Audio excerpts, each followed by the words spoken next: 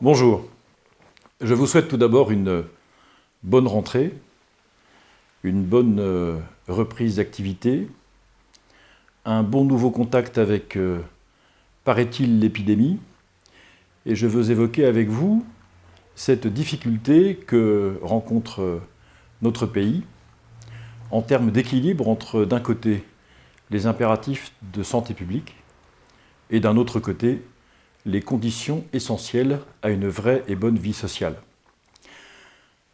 Beaucoup d'entre nous n'ont pas de compétences médicales particulières. Faut-il porter un masque en plein air? Faut-il absolument respecter partout, tout le temps, les gestes barrières, même quand on est seul dans la rue ou quand on se promène à vélo dans la forêt? Très franchement, il y a tant de contradictions au sein des experts médicaux qu'on ne sait pas très bien à quel sein se vouer. Que le gouvernement considère que la santé publique est un impératif et une de ses priorités est parfaitement normale. De la même manière que lorsqu'il veut lutter contre le terrorisme en renforçant les arsenaux législatifs sur la sécurité, il n'y a pas grand-chose à dire. Il commence à y avoir un problème lorsque cet impératif de la santé surpasse la possibilité même de la vie sociale. Je m'explique. En entendant le Premier ministre expliquer que les grands-parents doivent éviter d'aller chercher leurs petits-enfants à la sortie de l'école, en diffusant sur le site du gouvernement le fait qu'il est interdit de se serrer la main et de s'embrasser. Autant dire que les signes de confiance, ce qui est le propre de la poignée de main, et de l'embrassade, ce qui est le propre de l'affection, sont interdits par le gouvernement. En donnant comme horizon à la relation sociale de travail la seule perspective de travailler chez soi à distance via un écran d'ordinateur.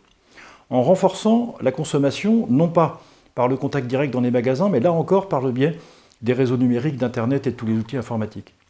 En faisant en sorte que les réunions publiques sont, dimensionnées, qu'elles sont contenues, que beaucoup de manifestations sont interdites. Bref, on est en train, au nom de la préservation de la santé, assez largement hypothétique, de détruire en réalité la possibilité même de maintenir les relations sociales sans lesquelles il n'y a pas de vie politique possible, et sans lesquelles, même en bonne santé, l'homme ne peut pas s'épanouir. Nous assistons en réalité petit à petit à l'installation d'une forme de dictature de la santé qui ferait de la santé individuelle l'horizon indépassable de la vie humaine. Il y a là un danger, particulièrement lorsque ce danger s'accompagne, je le crois, d'intentions politiques qui sont assez malvenues. Le musellement des partis politiques, des formations politiques, du militantisme politique à l'approche des élections régionales, départementales, puis présidentielles, est un très mauvais signe donné aux Français, et probablement que le président de la République se satisferait volontiers d'un musellement des oppositions, même jusqu'au printemps 2022 et à la tenue de l'élection présidentielle.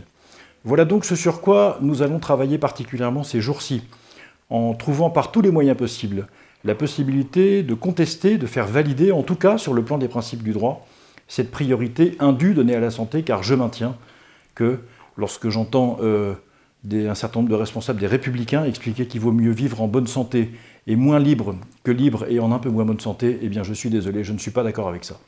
La liberté est pour moi le plus grand des biens. On peut être heureux et vivre socialement normalement, même en n'étant pas tout à fait en bonne santé, voire malade.